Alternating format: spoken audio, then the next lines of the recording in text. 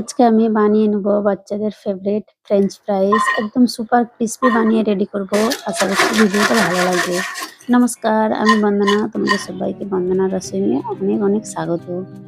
তার জন্য আমি 4টা আলু নিয়ে নিয়েছি, একটু বড় সাইজেরই নিয়েছি। ফ্রেঞ্চ ফ্রাইসের জন্য একটু বড় সাইজের আলু নিলে একই রকমের লাগবে, ফ্রেঞ্চ ফ্রাইসগুলো দেখতেও ভালো লাগবে। আমি আলুর ছিলকাগুলোকে খোসাগুলোকে ছাড়িয়ে নিচ্ছি। চেষ্টা করবে আলুগুলা একই সাইজেরই যেমন হয়। আলুর ছিলকাগুলা ছাড়িয়ে নিলাম। ছাড়ানোর পরে এগুলো এবারে কেটে নিচ্ছি।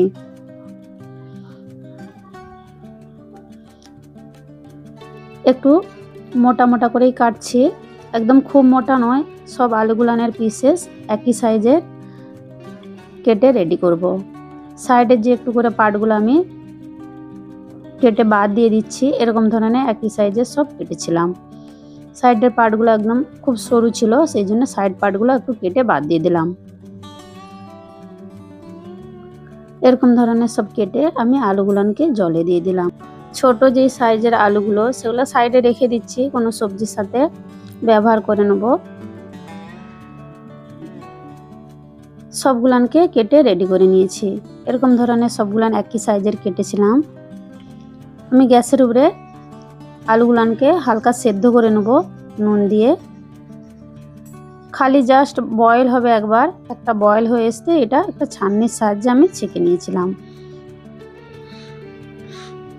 জাস্ট খালি একটাই বয়েল করেছিলাম। একটা বয়েল হয়ে আসতে আমি আলুগুলো এরকম ছেঁকে নিলাম।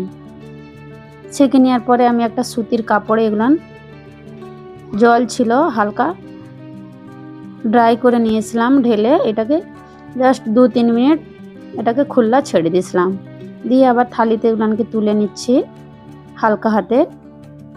আলুগুলো কিন্তু খুব সেদ্ধ হয় না, জাস্ট একটাই বয়েল করেছিলাম। বাইন্ডিংয়ের জন্য আমি কর্নফ্লোর দিচ্ছি 2 চামচ, আর একটু হালকা ব্ল্যাক পেপার দিলাম, আর একটু নিম্বুর রস দিয়েছিলাম। দিয়ে ভালো করে এটা মেখে নিতে হবে হালকা হাতে। এরকম থালিটা একটু নাড়িয়েও মাখিয়েছিলাম যাতে আলুর গায়ে কোটিংটা ভালো হয়ে লেগে যায়। আমি কড়াইয়ে তেলও গরম করতে দিয়ে দিয়েছিলাম। তেলটা গরম হয়ে যেতে এটা মিডিয়াম ফ্লেমে সবগুলানকে ফ্রাই করে নিতে হবে। এক সাইডটা হালকা একটু লাল হয়ে যাওয়ার পরে এটা একটু ঘুরিয়ে নিতে হবে। এরকম দেখো আমি একটু হালকা ভেজে এটাকে তুলে নিলাম একটা বাটার পেপারে। আমি আরেকবার এটাকে ফ্রাই করব।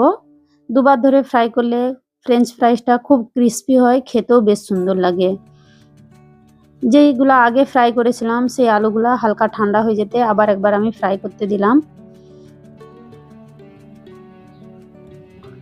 এরকম দেখো লাল করে ভেজে নিয়েছিলাম।